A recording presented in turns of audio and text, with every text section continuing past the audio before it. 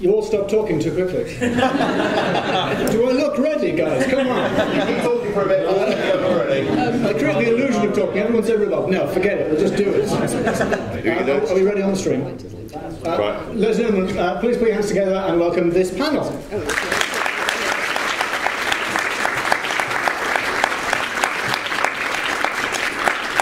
This panel is called Writing for Games, which is a counterpoint to tomorrow's panel where we're going to talk about writing about games. We've met two of our panellists already, but we haven't met two of them, so I will ask Jay and Greg to introduce themselves, if you wouldn't mind.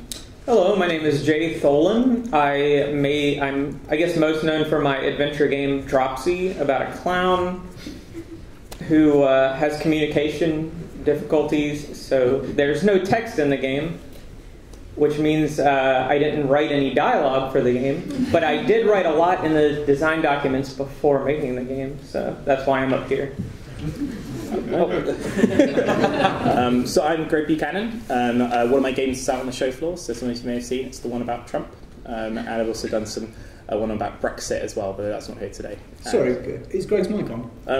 Maybe not. Is there a red light on the word mic? Yes. Yes. Yes? You just got to angle it towards the mouth. Well, your mic was on, so I don't know what you're talking about. Carry on. Okay. Come on, Greg, hold it together. And I also am contracting as a narrative designer at Supermassive Games, so sort of doing a mixture of sort of indie stuff and other work. They know me as well. So unless anybody here doesn't know who the other guys are, in which case, what are you doing here? Come on, be reasonable. In that case, I'm going to start with hopefully quite a broad question. It's said of radio and to some extent television that it's a writer's medium, and you get famous TV writers, showrunners, that sort of thing. By contrast with cinema, where the writer is sort of considered on a par with the carpenter who builds the sets. It's just something that needs to happen in order for the film to be possible. Are games a writer's medium? And I'm going to put that question to Charles first, because he's got his arms folded. It looks like he doesn't want to answer it. I know I was going to look in the other direction. Is it a writer's medium? It is a writer's medium, but I think it's really essential to understand what you can and what you can't do. And I think there's a huge skill. I'm slightly embarrassed because this is a question that was very similar to the one that was asked about a week ago, and Rhianna was on that panel too. So, but what I think is really important is instinctively we know what works and what doesn't work. And if briefly I can talk about something that does interest me, and that's first of all the understanding what the opportunities are. And one of those is that obviously when you write interactively, it is quite a different experience. And what struck me is that films that jump around in time create a real dynamic feeling. So it could be Pulp Fiction, for example, it could be Memento. And I was really struck with Memento is that if you actually press the little cheat and you watch it in real time, it's not actually that great a film. And there's something, I hope nobody's going to disagree too much, but the film, when it jumps around time, has this sort of extra element. And I think that we have a huge advantage in being able to write interactively, because I think the story just comes across as more dynamic. But then we have huge constraints as well, and the writer really must understand those constraints. And probably the most important one is that we have to create empathy, because it's an interactive, because we're making the player work. They have to have an empathetic, for an adventure, an empathetic relationship from pretty much from the moment they start, which broadly is why we do make cutscenes, which should last ideally a minute to a minute and a half. And in that minute and a half, we have to create an empathetic relationship with the character. And as Richard was saying just before this, is we have to do it for the right reasons. And that's one of the reasons why there are so many sodding Dungeons and Dragons characters, because you have an immediate empathy relationship. Likewise with a licensed character, whether it be James Bond or whether it be Harry Potter, again, that works very well because you can shortcut that empathetic relationship. Jay, would you like to pick up on that? Sure. Because you're building empathy without being able to say anything, and you're trying to presumably get something across. How did that work in Dropsy? Yeah, well, Dropsy started as a forum game on a message board, and he was a blank slate. I just drew the character, and I would post a panel, and the people on the forum would say, go left, go write, look in the dumpster, whatever, and then I would draw another panel. And so his personality and his quirks developed that way. And then later I made the game out of that. And so he developed as a character who could not communicate well. He spoke in a babble language that no one understood. And so when it came time to make an actual adventure game, I had to either have everyone else talk except the player, who is Dropsy, or think of some like emoticon system to make Dropsy be able to communicate. And I just went with pictograms and having everyone sort of who played try to interpret these pictures and what they might mean, because I felt like a little bit it emulated Dropsy's inability to communicate with the world, and so it was an interesting thing to balance the people's interpretations of these icons with making puzzles you can actually solve. But in terms of the original question, with games being a writer's medium, I think not necessarily. Like, I think writers have a lot of, if you think of Nintendo's games, for example, often they just try to make a fun, tactile, play experience, and then just slap on some lore to justify hopping on stuff. Like there's not much going on. Even if you think Pokemon, where there is a story, all the writing is just to justify this weird set of mechanics, and writers can certainly help with that, but they do it kind of backwards in terms of what we would probably like in games, as far as the narrative goes. So. Well, Greg, you sort of span between indie and non-indie. Normal? What's the word? Is there a difference between I don't know, authorial control, your ability to say something, the kind of things that writers like to do to create in those areas? If you're going to put a question into what I said, answer it. Well, I'd say obviously, to some extent, with sort of my indie work, obviously I'm sort of in full control of that, and as a control freak, that's sort of very appealing on different projects. And I'd say that there's still collaboration though, and there's still sort of working with artists, working with music people to sort of create, and I wouldn't want to just sort of dictate the content there.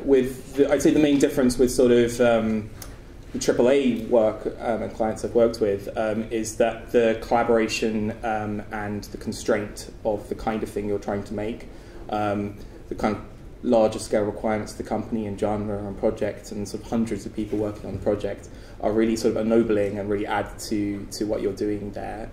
And from the perspective of writing and storytelling, it means that you can't just proceed from the idea of dictating a storyline and making everything follow it, which in some ways, in terms of enabling player agency and enabling those kind of player action and involvement in the narrative, can actually work better than just proceeding from a writer-only standpoint.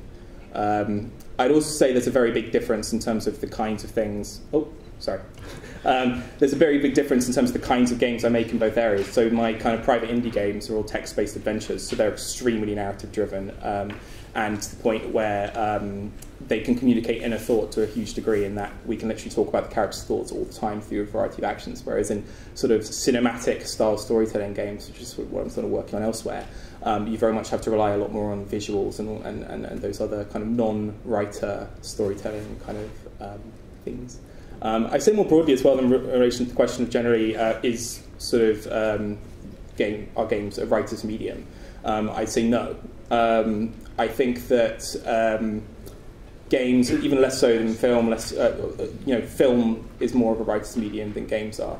I think that the interesting thing about games are that they are kind of a hybrid of loads of different forms of storytelling, and you can never have complete control of a character, and you can never completely engage in a situation. So you mentioned cutscenes earlier. Cutscenes are obviously a removal of control. Even if you have brief interruptions or interventions in those cutscenes and changing the storyline, you haven't controlled the bits in between.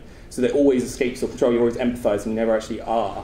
And although that means that games can't be a writer's medium and can't be sort of dictated in the same way, that's an incredible opportunity, I think, for sort of a lot of kind of a wide variety of sort of very strange emotional responses, in that you're sort of doing things that other mediums can't due to the kind of the problematic, weird nature of what games are, and that you both are and aren't a character you're controlling at the same time. And I think playing around with that vicariously is a huge opportunity for writers and storytelling, but it means that categorically we are not a writer's medium, I think. So, thank you. Rhianna, I feel like Richard touched on some of the battles that you've had earlier on, so I don't want to necessarily ask exactly the same question, unless you have anything specific to say about that. And you may have to talk slightly louder with that microphone, I think.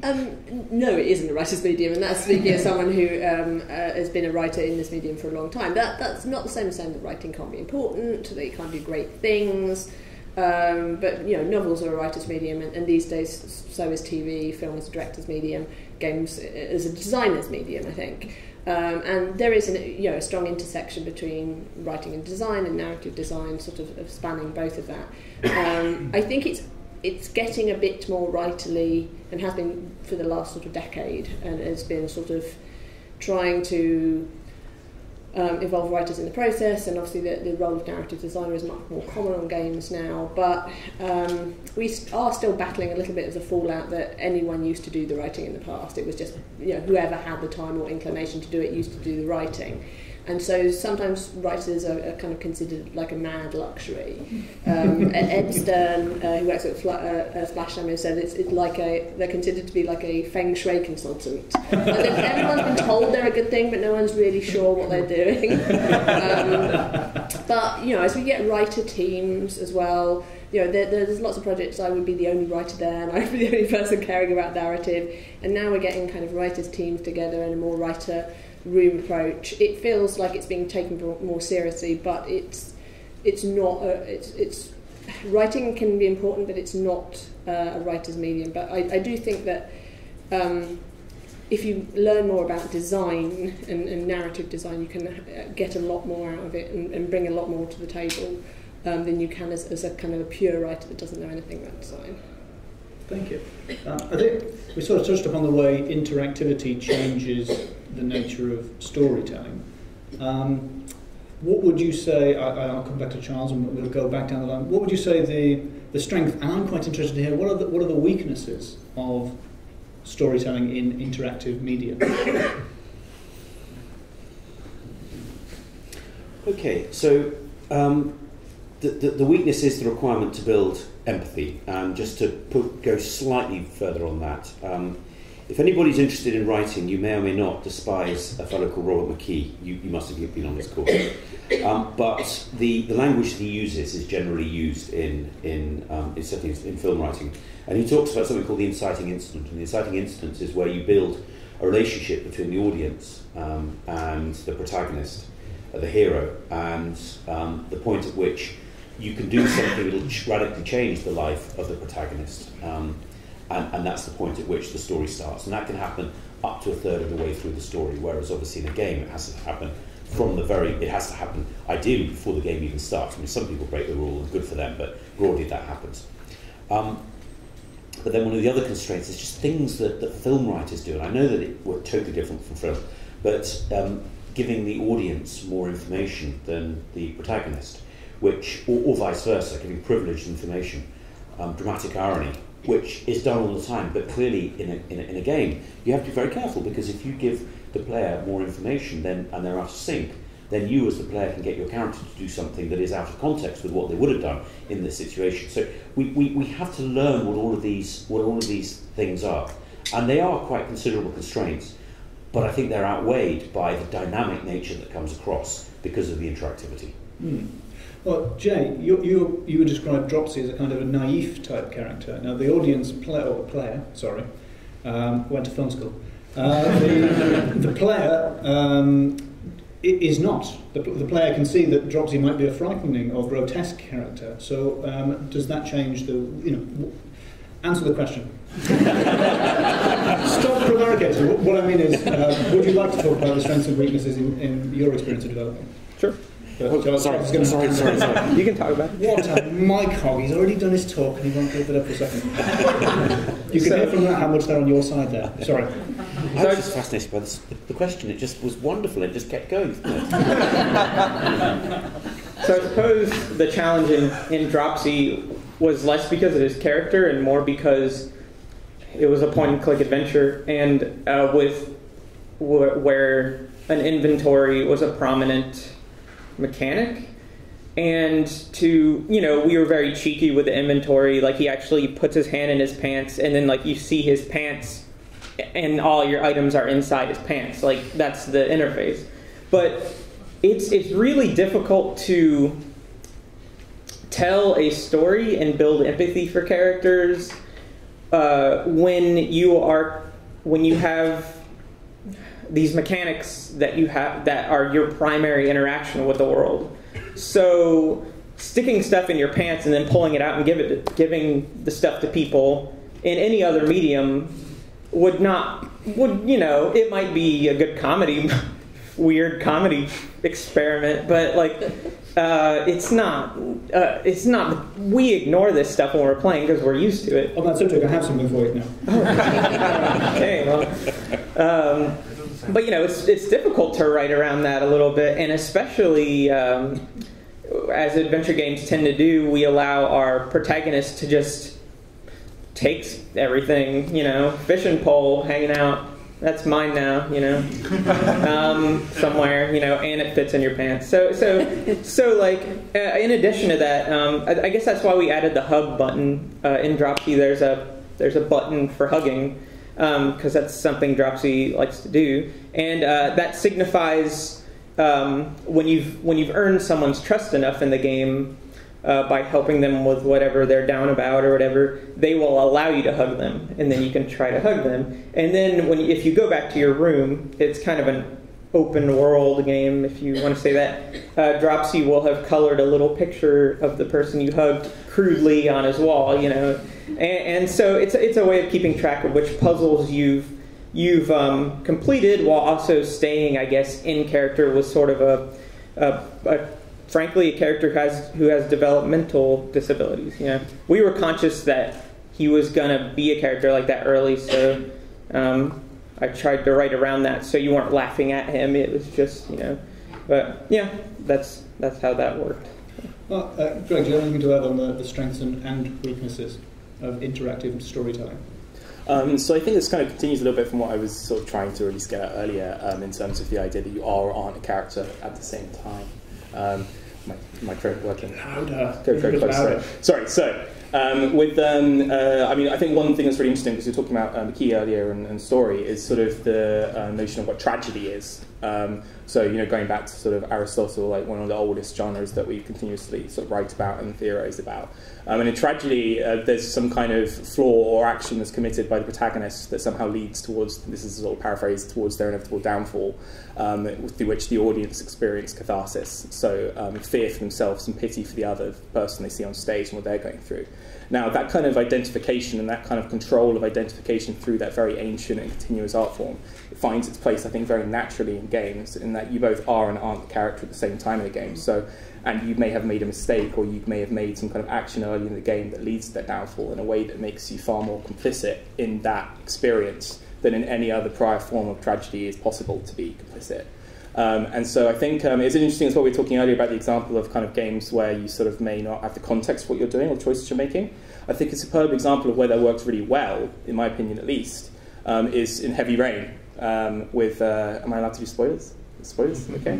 I haven't played it, so... Yeah?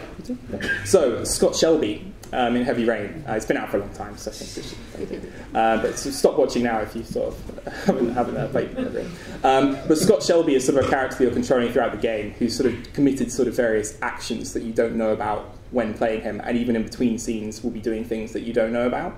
And however, nothing you're doing and nothing you're sort of creating as part of your experience with him is technically inconsistent with the story that's eventually being created with him. Which means that when sort of you have the sort of final revelation of sort of who he is and what you've done as that character and how the game was trying to manipulate you, that can be quite a powerful thing in that you've been sort of led into that. Now, I'm not saying that that game or anything about that was a perfectly executed narrative and that there's not better ways of doing that, but I think as a proof in concept, it shows how kind of that vicarious identification and manipulation of relationship characters. Do you think it was a terrible cheat? Yes. Yeah. I thought it was a terrible cheat because you have an associational relationship, so you would have known it. I mean, you go within that character's head and you solve puzzles. So to hide unimportant information, which you discover through playing, is absolutely great. But to hide something so significant and then reveal it at the end, I found deeply unsatisfying. Can I compare? Sorry, I just... Sorry to I'm not on the interrupt. panel, so you can speak. I'm just here to ask questions. I don't know. I think there was a large amount of cheat with that, especially the extended scenes with the baby and so on. It's like very much trying to establish a very sort of straightforward sense of identification and sympathy with that character. Equally, though, I think that kind of disquiet the revelation and the kind of uncomfortable nature of it can actually be something that is productive from that relationship with that character, and that we feel deeply cheated and upset by him because we, just as sort of Lauren, the character that he's interacting with throughout those things, feels deeply upset and sort of frustrated by him. And it's especially interesting if you sort of pursue sort of a romance sort of that's hinted at with that character, because obviously that's obscene if you know what that character did and who they are, to try and establish that relationship with someone who he's deeply hurt. Is very powerful because the game deals with that in the branch. So if you've done that, then that comes back to get you at the end in a way that creates a lot of pathos, as if you were trying to be a different person to the one you really are. So that kind of idea of multiple selves and that splitting off of the game self who you're controlling and the self that you're seeing in cutscenes that you're not controlling is why I find it interesting, perhaps interesting rather than totally successful, is what I would say about that relationship with Shelby. Rhianna, your background involves games which feature, I suppose, a significant amount less talking than some of the games we've been talking about. This is very subtle. It's quite a long note.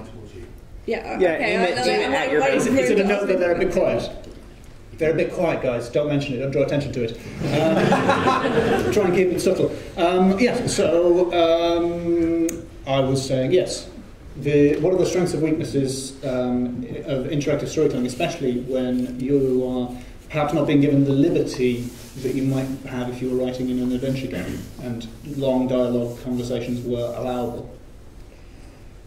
Well, I mean, like you said, I tend to work on quite linear games, quite cinematic games. But I think even with those, you're still telling part of the story interactively. And for example, Ken Levine talks about push and pull narratives. So the narrative that kind of we as designers and writers push onto the player, and the narrative that they pull towards them. So it could be, you have a kind of golden path narrative, and that means if there are a certain player that likes to kind of just doesn't really care too much about the story, but kind of wants some context, they can just sort of blast through and get a kind of overview of the story and kind of get enough to know what's going on. And then you have a kind of a layer of the story for those players that like to have a little bit of time poking around in the world, and you kind of reward them with secondary narrative, mise en scène, diaries, etc. And then you have that kind of almost third layer of narrative where you're really utilising environmental storytelling and kind of rewarding players for sort of poking around in literally every corner and sort of putting together the narrative of the world. So even in what looks like a very linear game, there's still quite a lot of interactive storytelling and environmental narrative going on there. I mean, probably Overlord 2, we kind of had a choice system in place, or sort of light kind of choice system. And yeah, I mean, I can't. It seems a long time since the original question. What was the original question? It's on the end. Everyone's the original question was what are the strengths and weaknesses of working in an interactive medium? I think one of the weaknesses when you're working in a big team and the writers are separate from the designers, and you are reliant on people bridging the gap between them, is you don't get any control of the action. So that's what I was saying to Rich, is that when you're writing a screenplay, you are showcasing the actions of the character, and through which you are telling the audience about that character by their actions. And I'd also recommend to with what you're saying about the inciting incident, Save the Cat, which is a very good screenwriting book, and Save the Cat is a kind of term for the moment when you make a character, you make the audience like a character, and you know, kicking the cat as well is the kind of opposite. And you know, I can't remember where I was going with that. Cats. It's just don't kick cats. Be nice to cats. I think to sum up. So yes, so I mean, one of the big weaknesses is the action is being developed on under completely different constraints and for completely different desires than the narrative is. So that, you know, players may need the action to be, you know, very fast-paced, very action-orientated, you know, sometimes quite violent, and trying to mix narrative into that can be very difficult. So it is balancing that, and obviously that's something that we've worked on a lot with Tomb Raider, and you know, to probably more successfully in the second game. So that's the main kind of weakness, or the issue that we're always trying to kind of deal with is folding gameplay and narrative together, and not letting kind of gameplay just sort of mug narrative all the time, and kind of vice versa. So that's the biggest thing. I think one of the strengths is creating empathy and creating a sense of a world and putting players into the shoes of a character, and giving them experiences they may not get in the real world. Even with Tomb Raider, feedback from players who have kind of taken inspiration from Lara's sort of sheer grit and determination in the game has helped them get through difficult periods in their real life. Or, you know, things that happened to Lara in the first game, I've heard back from male players that now have a new perspective on how women have to move differently through the world, because they've been put into a character experiencing something which, as a man, they were probably unlikely to experience in the real world. And it's kind of, you know, you can rate different levels of empathy that often exist outside the game as well, and I think that's one of the big strengths of the medium.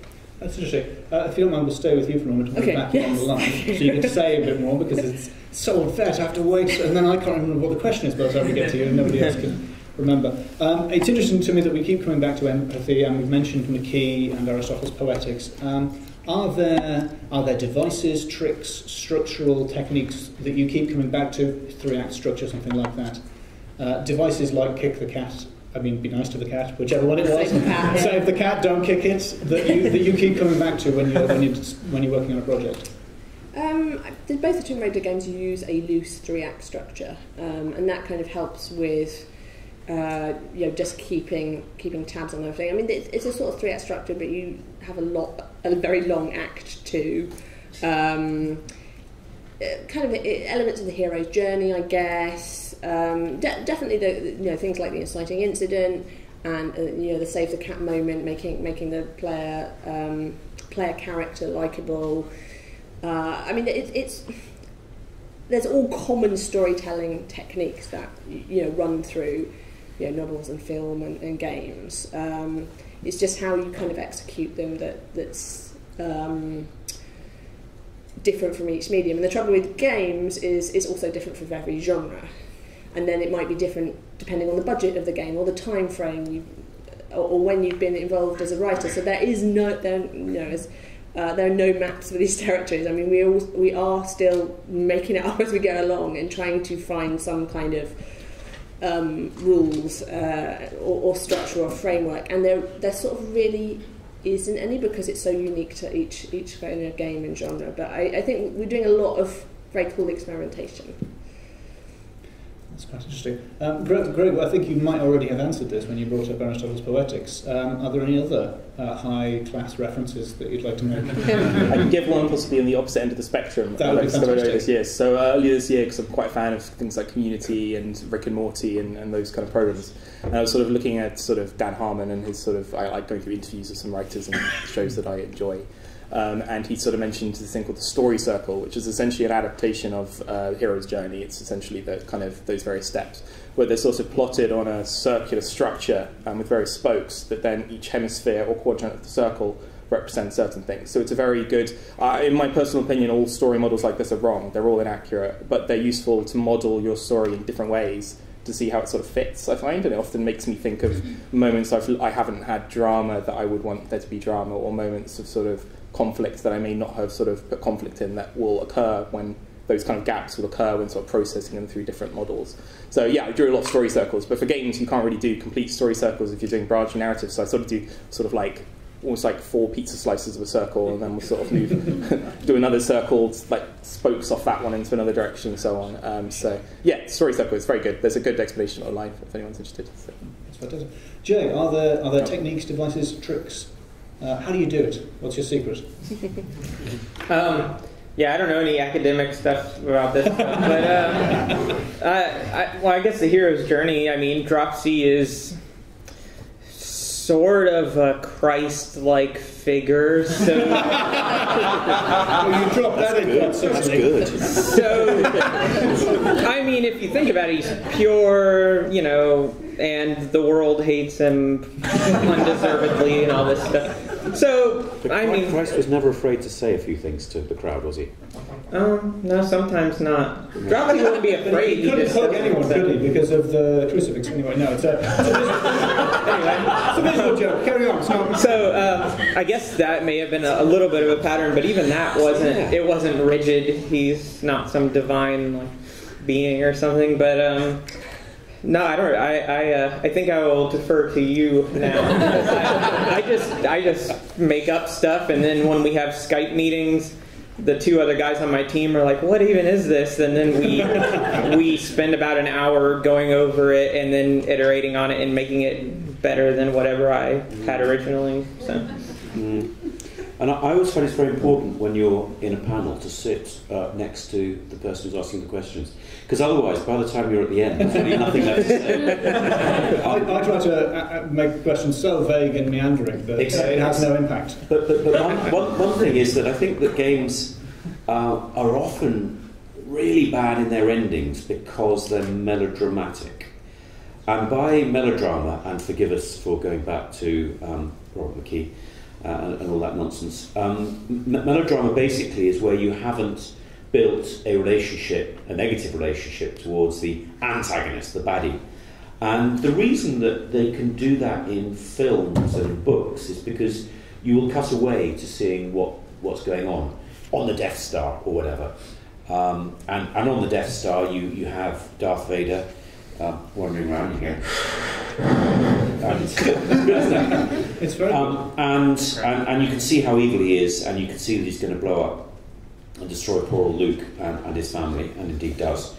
And so when eventually in the second one he says, "Luke, I'm your dad," there is a gasp. Sorry, I should have warned it. I'm so sorry. I should have warned you. Okay. Let's get him out, guys. So at that point, the audience, we hope, gasps. Whereas if we hadn't seen Darth and we hadn't seen him doing all this stuff, then actually we would have sort of burst out in laughter because it was so ludicrous. The difficulty that we have in games is actually having an antagonist that stays active, so there's a real sense of pressure. And so when you get the climax at the end, and as long as it's not a sort of slapsticky game like Monkey Island or whatever, but if you want a slightly more serious climax, as Heavy Rain had, or even Broken Sword, then you've got to find ways to build a relationship, or for the audience to build a relationship, a negative relationship with the antagonist, so that at the end it actually is a meaningful confrontation rather than just simply done for the sake of it. That's great. I'm going to ask one more question and then I'll open things up through a couple of questions, so you have a bit of time to think and don't really listen to what they say for this one. So my next question is, if narrative games could be better at one thing, what would it be? What would you like games to do better? I'm going to put that to you, Charles. Unless you answered it already and I wasn't listening. I would say that, and I really admire Dropsy for not having a story thrust on the player, but the story is implied through the gameplay. And again, forgive me for repeating myself from the other. But I'm also very, very, I admire enormously Limbo and inside for telling a really interesting story without one bit of text and without anything. And the reason I admire it so much is it's actually telling the story through gameplay.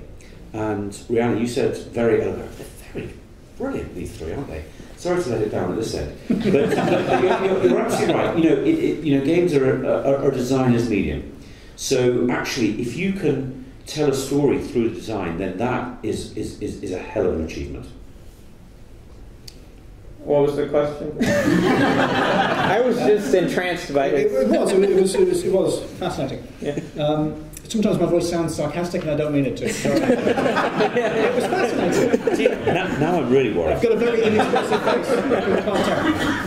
The question is, if you could make narrative games or game narrative better in one way, what would you like them to get better at? I don't know. I would like. If they're perfect. It's been beaten to death, but maybe to find other things to do other than gaining wealth or killing. There's a whole wide breadth of things we interact with every day that would be perfectly fun to do in a game, and I think some goofy Japanese games, as wacky as we think they are, do this pretty well, because they just all kinds of stuff you can do in those games that aren't shooting, stabbing, sneaking up on a guy and choking him out, whatever, as your main interaction with the world, because I think you have to ultimately, as I'm sure you understand, write around the fact that your character is inevitably going to be killing a bunch of people. And so you have to justify it through the writing. So I guess it limits what is in adventure games. Circumvent this problem pretty frequently, but generally we're forced to write a character who has to grapple with the fact that they're going to be killing some people at some point. And I think it limits what's possible. So. Okay. We told we have less time than I thought. So if you could tell me your one thing and tell me in a smaller number of words. So I'd say love is what I would think that games could do better. So multiple, and I mean that in multiple ways. So I think that friendship is something that could be depicted, like softer forms of love or troubled forms of love. So Life is Strange is a very good example of, I think, a game that did that quite well recently.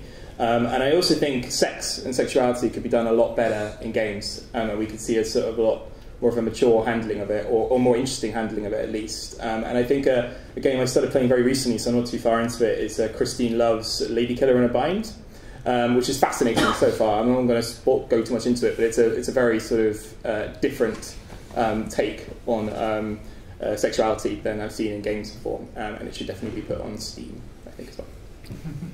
I agree with you, and we kind of go further that about relationships in general. Like we've seen a lot of kind of paternal and also having something to say. So all these things that that I feel they are very important. But I want to see more relationships depicted. We've seen a lot of paternal stories coming through as male designers have got older and they started having kids and thinking about it. Where are the mum stories or grands or female characters like over the age of 30. We're still very narrow, and with our male characters as well, we're still very narrow in the kind of characters that we depict. I mean, we talk about diversity quite a bit, but often that gets boiled down to female characters, and it's so much bigger than that. As well as kind of different ethnicities, sexual orientation. You've got things like age, background, experience, ability, views on the world, and there seems like there's so much kind of more we could do and be saying. I do think narrative games are further along the line than say the more action heavy games, but I think if we're ever going to innovate, we've got to try and have just more to say through the mechanics, more to say through taking kind of performance seriously. Things like having actors in the same room, which doesn't happen that often with games, but the Uncharted games are a good example of how well that can work when you do. They're not they're not especially narrative in the way that we've been talking about it, but they do have a very strong narrative element because they're taking it all seriously. So all these things are good. I don't know if I just can choose one, but just more interesting windows on the world, I think. That's great, thank you. Do I have a few minutes? Okay, so I can probably have 2 questions, but ideally addressed to one of the panellists. I don't think we'll have time to go down the line. I saw your hand first, you were quick. What's your question? So I guess when you boil it down, the role of the writer is to eke out a specific emotion from the player. I was reading a good Gama Sutra article a while back that listed out all these emotions. At the top, it was like the easiest to achieve, like excitement, happiness, and as you go down the list, it's like jealousy, guilt. What I want to know is whether you agree that some emotions are off the table, like impossible to achieve, and also whether you write with specific emotions in mind. I'll ask Greg to answer that one. Sorry, because we don't have time to do everyone, and I thought you might be interesting, but you look very happy about that choice. Would you be interested in lending your thoughts? Yes, yeah. So I think that definitely, I don't think any emotion should be off the table for games. It depends the kind of genre you're working within, I think. So you're more likely to have certain kinds of emotions expressed in some things than others. But I thought actually the previous talk was very interesting in terms of what it talked about, in terms of the idea that more serious games might, for example, attempt humour in the darkest of situations, and that kind of control valve maturity of being able to do, like, you know, can you imagine if there was a game form of something like In Bruges, like a film like that's that kind of emotional complexity within genre is, I think, what we should aim for. But yeah, and I think that a lot of the emotions we haven't explored yet in games as much are definitely on the table still. We just haven't sort of done that yet. Okay, and we only have time for one more question, and you're the only person with your hand up. So you've achieved very little there, but what's your question? Achievement still unlocked. My question goes to Mr. Cecil. That is how you pronounce your last name, right? Yes, well done, well done. That was not the question. Thank you very much. Thank you. I thought it was interesting what you said about the cutting away to the antagonist railing against whatever he's going to do in adventure games, being a cheat, and having the protagonist not be who he says he is, sort of off camera, and that being a cheat in adventure games. And I think you're right. One of the things that I really love about Beneath the Steel Sky, one of my favorite games of all time, thank you very much. Thank you. Was that the omnipresent evil was just this computer that was everywhere, and everyone was batshit insane. Sorry, because of the influence of this of the computer. However, I also like the idea of unreliable narrators, protagonists who turn into being not quite what you expected. What do you think is the best way to have an unreliable narrator without what is it? Resolving to the cheat. That's not what I'm... Resorting! Resorting, well done. Resorting to the sort of cheat that you've mentioned. Does anybody else want to answer that? I believe I'm not playing, but the Call of Juarez games, I think one of them uses an unreliable narrator very Which one, sorry? well. Call of Juarez, the Western games. I was going to make a comparison to... There's a Hitchcock film, Stage Fright, not one of his best, from the 60s, and it was a big flop, and the audiences hated it because it involved a flashback where the person telling the story was lying. So early in the film you see what happened in the past, and then later on it turns out that didn't happen. In the 60s, the audiences went, nope, you can't see something on film if it didn't happen. Now, we're totally happy with the idea that you can see a flashback that's a lie now, but it took a few decades for people to get used to that idea, and I wonder if the idea of a protagonist who's unreliable is like that. Maybe we'll learn to do it. You know, maybe I'm just too old, but I think in a game, I don't like an unreliable narrator. And I'll tell you why, because you are working to solve puzzles, particularly in an adventure game, and if you pull away the truth of the narrator, then suddenly you have nothing. You have nothing reliable, and the basis on which you are trying to solve the game becomes in many ways futile, because you don't know what you can and what you can't trust, and the potential permutations run out. Now, I know it's all subjective, but I personally don't like an unreliable narrator, and that was why in Heavy Rain I thought that was a cheat, because if I hadn't had the truth from playing my own character, then anything can happen. Now, we were talking earlier about the constraints. It's very useful in games to have the constraints, boundaries, grammar, things that you know. And the moment you actually... in Broken Sword, we had a puzzle once involving a goat. and the reason that didn't work is because we broke the rules. We broke the rules that we'd set up until that point. And I'm not going to argue with you that if you have an unreliable narrator, you're doing exactly the same thing. You're breaking your own rules. That's a fantastic question. Please join me in thanking the panel.